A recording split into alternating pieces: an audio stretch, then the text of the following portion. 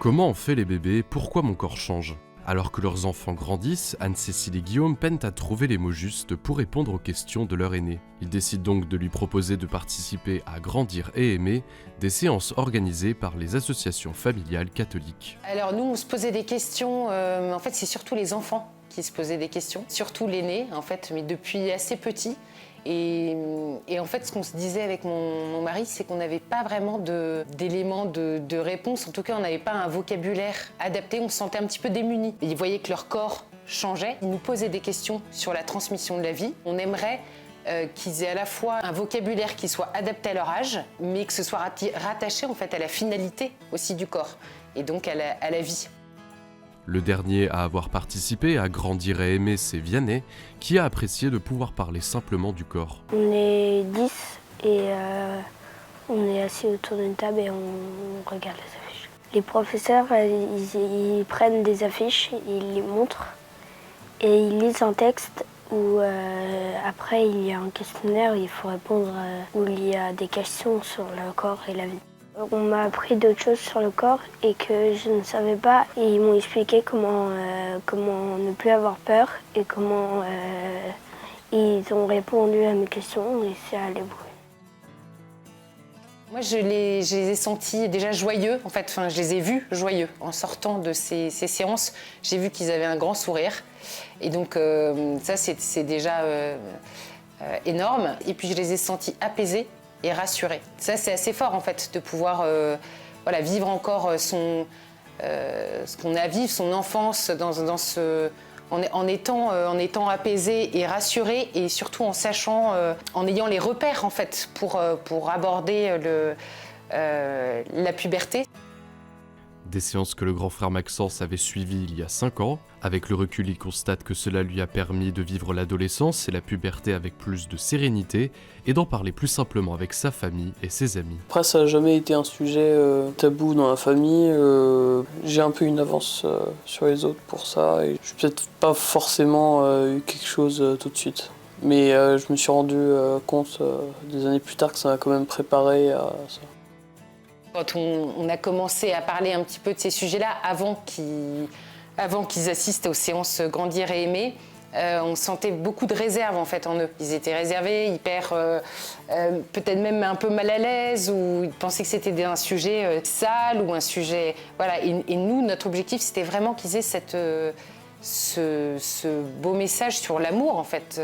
En fait, ils nous ont posé pas mal de questions, pas juste après ces séances Grandir et aimer, mais quelques mois après, notamment pour Maxence, c'est venu beaucoup plus tard en fait. Et effectivement, la parole était libre.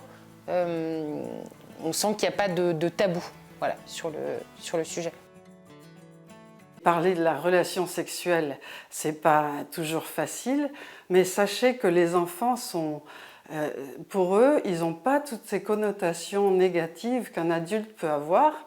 Et donc, pour nombre d'entre eux, c'est un sujet naturel.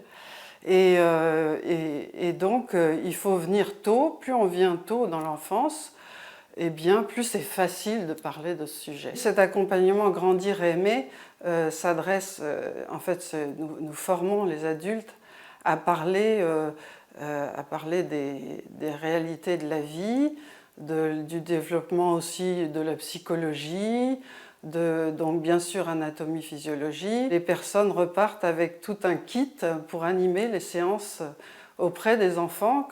Alors, donc les séances peuvent se dérouler dans les écoles, en CM1 ou CM2, avec des enfants en groupe non mixte. C'est mieux pour eux, par délicatesse par rapport à la pudeur entre les garçons et les filles. Ils sont beaucoup plus à l'aise. Cet enseignement constitue une prévention par rapport aux messages qui sont moches et les images pornographiques, ou bien le respect qui est dû au corps de chacun, et surtout l'enfant lui dit « ton corps c'est toi ». Eh bien, on sait d'expérience que l'enfant sait mieux refuser justement c'est l'impact malheureux que peuvent avoir les messages délétères sur la sexualité. Il y a bien des adultes qui sont gênés de parler d'amour et de sexualité, surtout l'aspect physique, et puis la relation sexuelle, parce que nous expliquons bien comment l'homme et la femme peuvent s'unir en leur corps et leur cœur, mais en leur corps aussi, et que ça peut faire démarrer une nouvelle vie. Et c'est un sujet intime, la sexualité, c'est normal qu'on soit un peu gêné, et c'est selon chaque personne, c'est très personnel.